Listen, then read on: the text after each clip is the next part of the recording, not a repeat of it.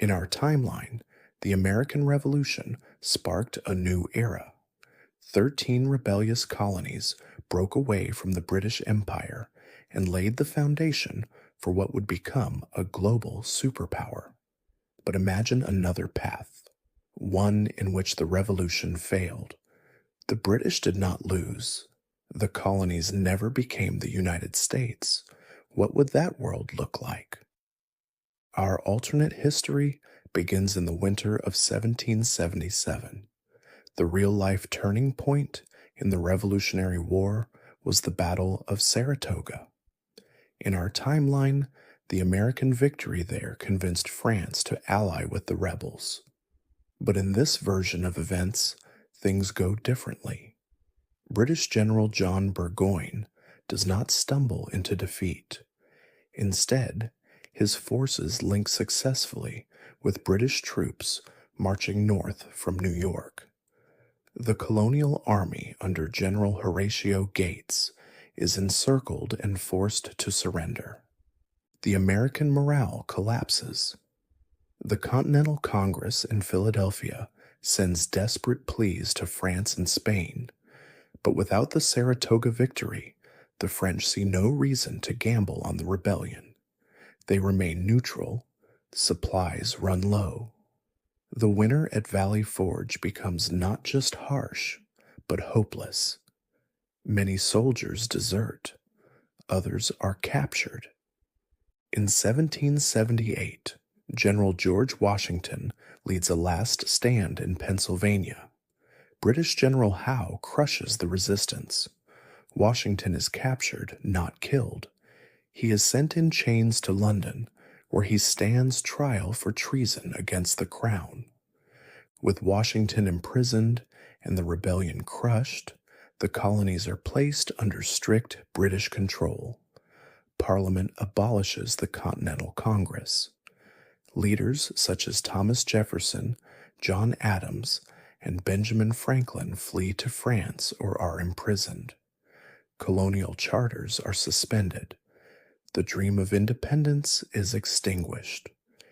In the decades that follow, British America becomes something else entirely. The British government institutes reforms to prevent future rebellion, but these reforms are superficial. Colonial governors are now appointed directly by the Crown. British troops remain stationed in every major city, particularly in Boston, New York, and Charleston. A Royal Colonial Council is formed, but its powers are limited to taxation and internal policing. Censorship is widespread. Revolutionary writings are banned. The Declaration of Independence is never published. Copies that exist are burned. Those caught discussing revolution or democracy are punished harshly. The term Founding Fathers is never spoken. Instead, the word rebel becomes synonymous with traitor. Slavery remains legal across the southern colonies, now called the Southern Territories of the North American Crown. The movement to abolish slavery, once a key element of early American moral debate, is sidelined in favor of stability and imperial profits. Culturally, the colonies remain British in tone and appearance. Anglican churches dominate public life. The king's portrait hangs in every school, courthouse, and newspaper office. American English never fully develops its own accent or dialect. It remains closer to the British tongue, formal and standardized. New York, instead of becoming a hub of American innovation, evolves into a carefully managed imperial trade city. Its harbors are full of British warships. Universities like Harvard and Yale are restructured under royal charter, and liberal arts are replaced by imperial law and Anglican theology. By the early 1800s, North America remains fragmented. The vast western frontier is closed to most settlers, preserved instead for British fur traders and military posts. The idea of manifest destiny never emerges. Expansion is measured, controlled, and heavily taxed. But beneath the surface, discontent smolders. The children of revolutionaries grow up in silence, but they carry memory. Secret societies form in taverns and printing houses. Old pamphlets are copied by hand and shared in whispers. Names like Washington, Franklin, and Jefferson become symbols, not of nations, but of possibility, of a future stolen. And across the Atlantic, the world watches. In Europe, the French Revolution still erupts in 1789, but its reach is limited. Without the example of an American republic, its message is weaker. Monarchies across Europe survive a little longer, perhaps feeling slightly more secure. Liberty has not yet found a permanent home.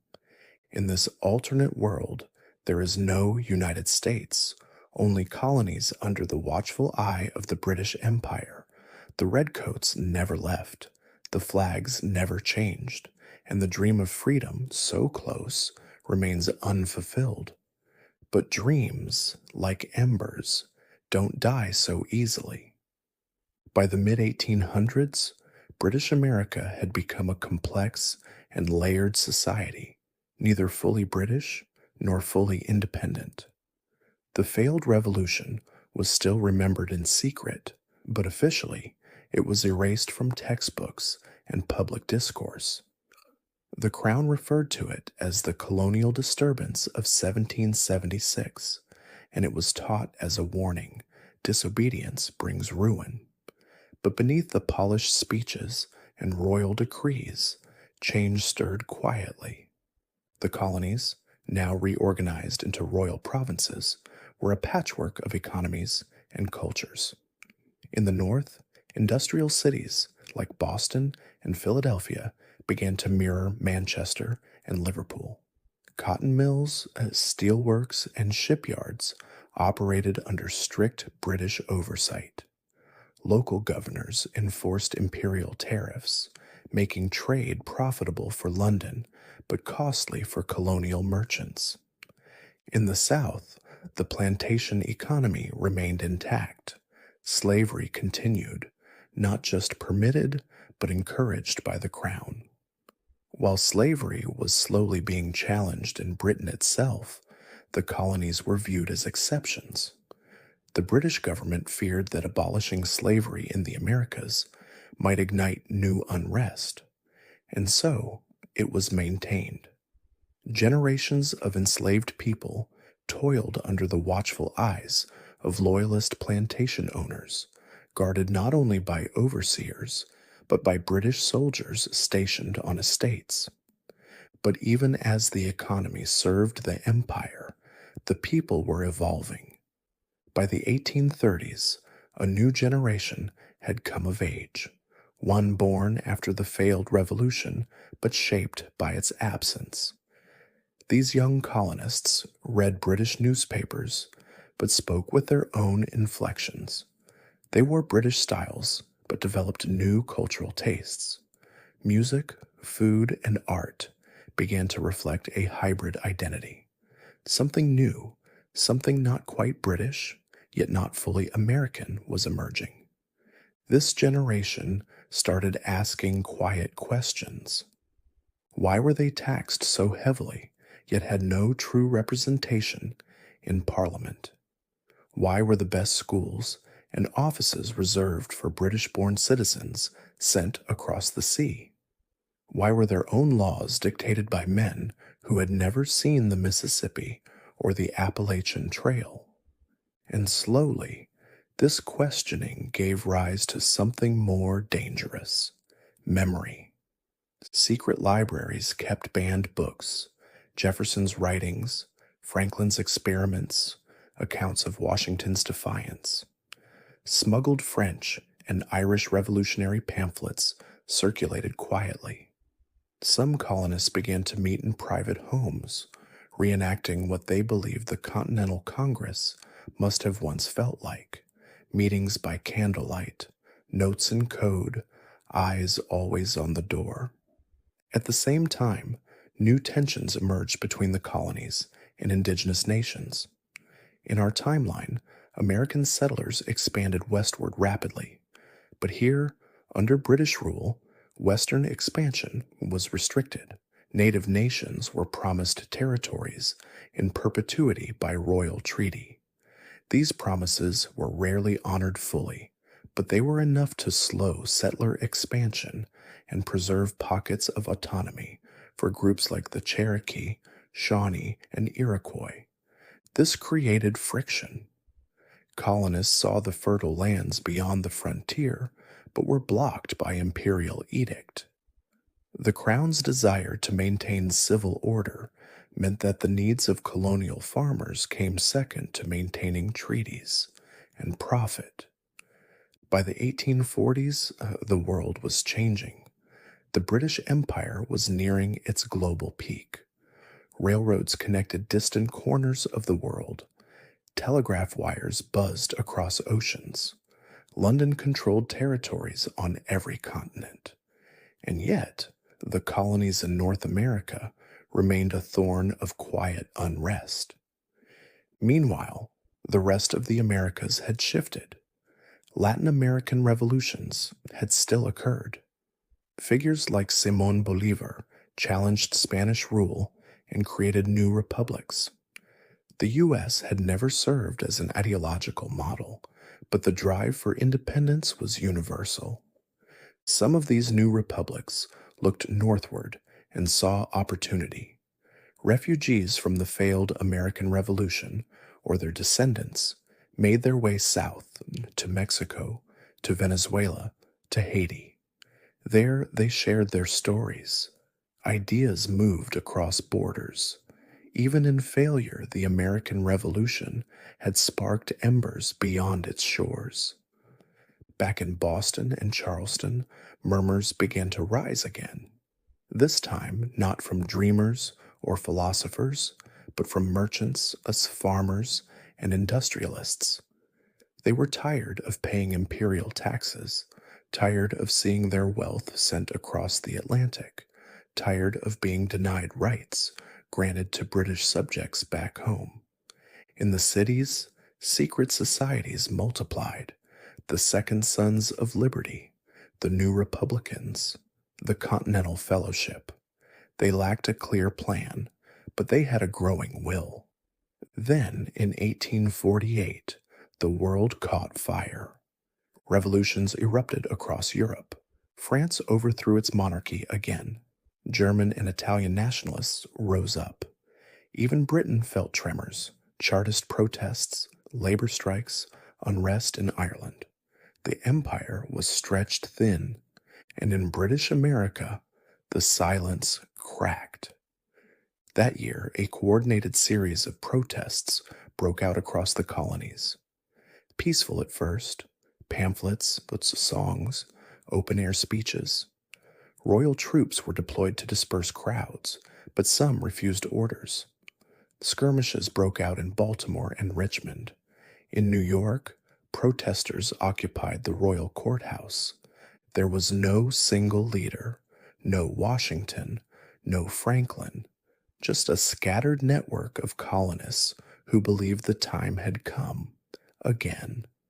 And this time, they weren't asking for freedom. They were demanding it. In the spring of 1849, British America stood on the edge of a precipice. What began as scattered protest had swelled into something bolder, a movement. There were no declarations this time, no flags sewn in secret or grand assemblies broadcast to the world. Instead, a quiet fire spread, uncoordinated, spontaneous, but deeply rooted in decades of frustration. It began with a refusal. In a textile mill outside Philadelphia, a group of factory workers, mostly women, refused to continue working until British-imposed price controls were lifted. Their wages had stagnated, while profits flowed to London. When the Royal Constabulary arrived to force them back to work, They were met not with violence, but with silence and locked arms. The confrontation was filmed by an American born journalist with a smuggled French camera. The images circulated underground. They became a spark. Soon, boycotts erupted.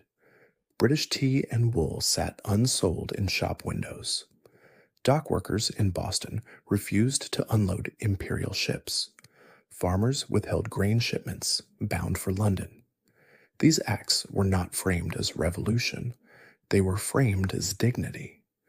But the Crown saw them as sedition.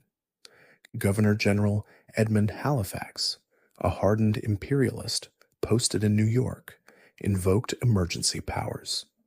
Curfews were declared in major cities. Troops patrolled streets. Suspected agitators were arrested without trial. Newspaper editors were imprisoned.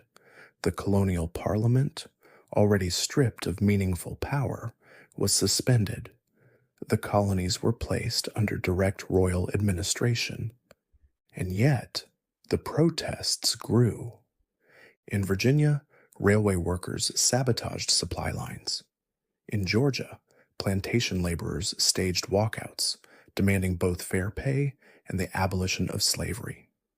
The old system, long taken for granted, was beginning to crack from multiple angles.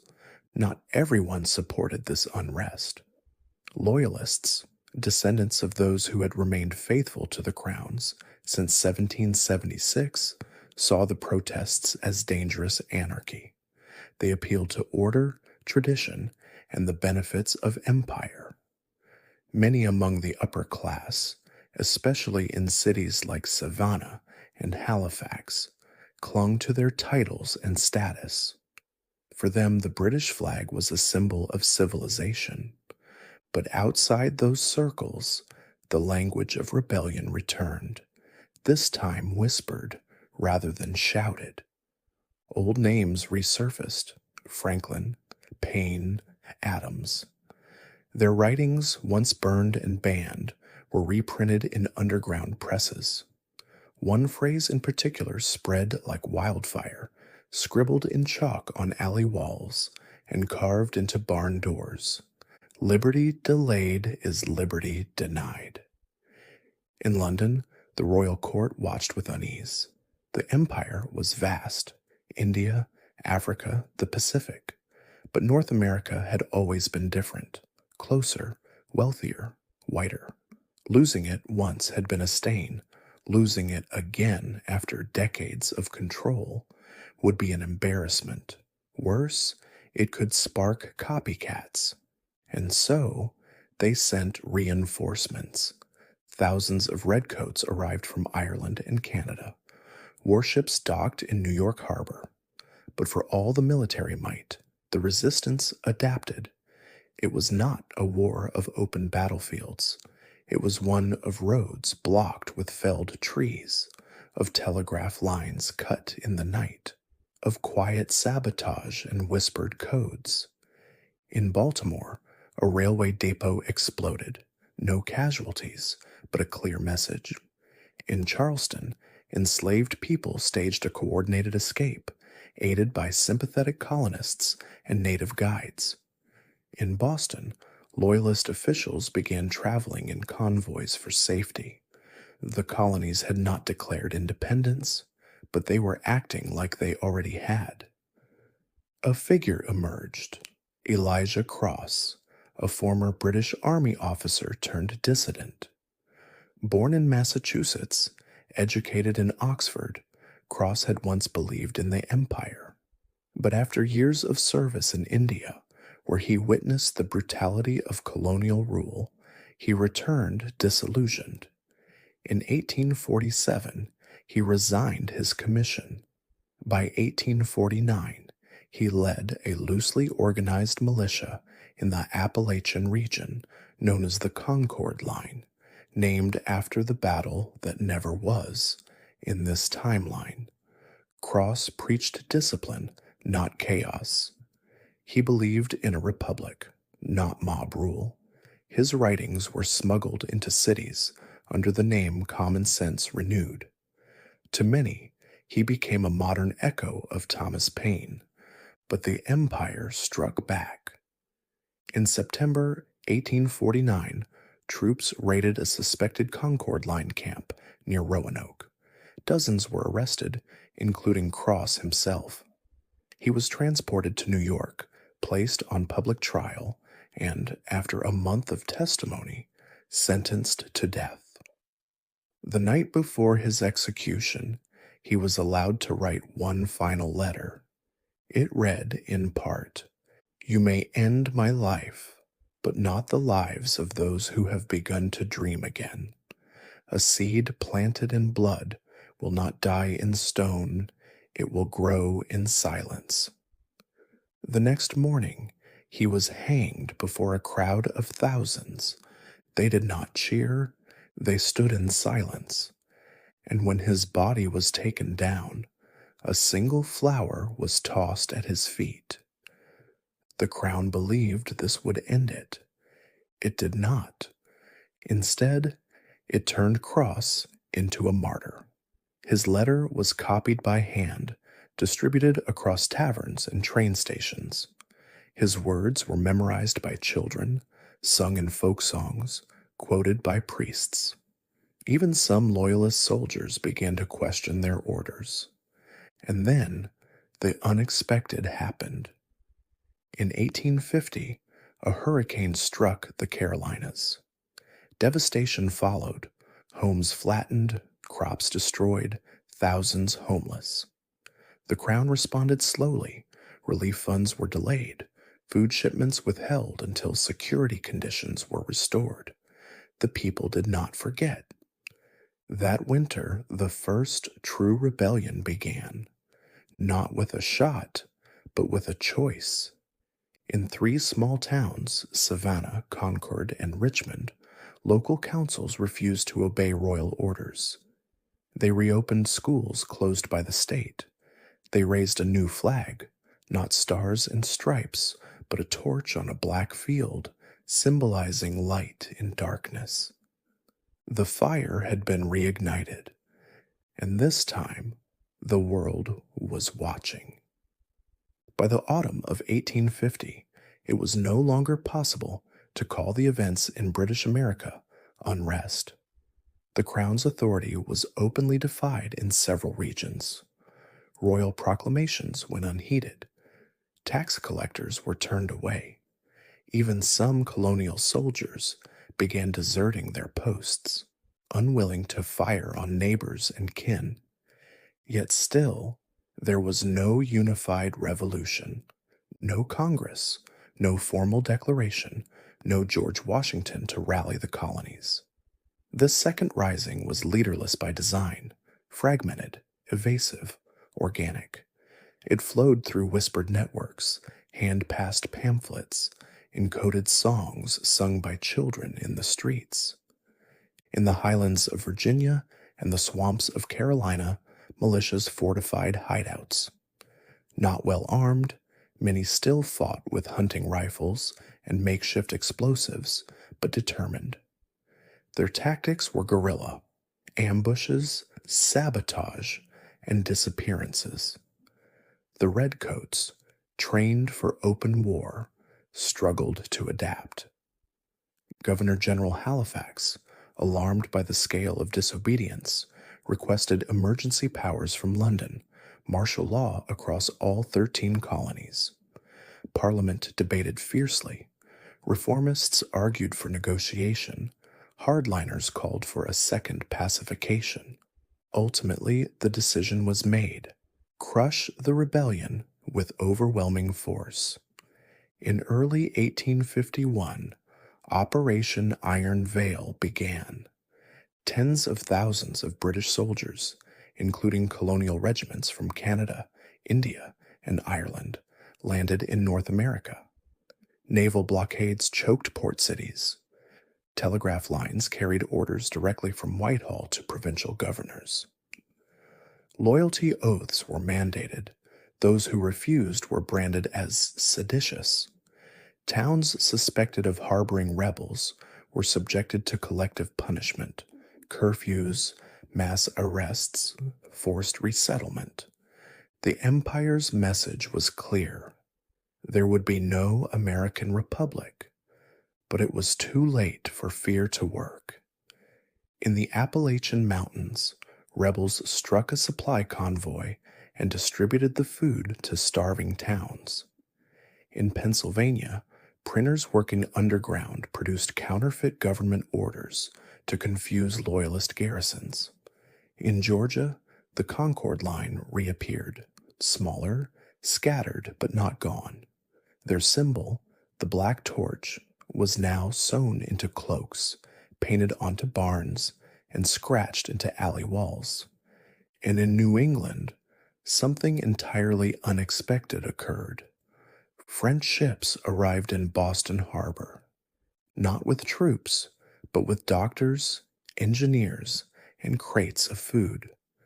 The French Second Republic, emboldened by Britain's difficulties, declared humanitarian support for the North American civilian crisis.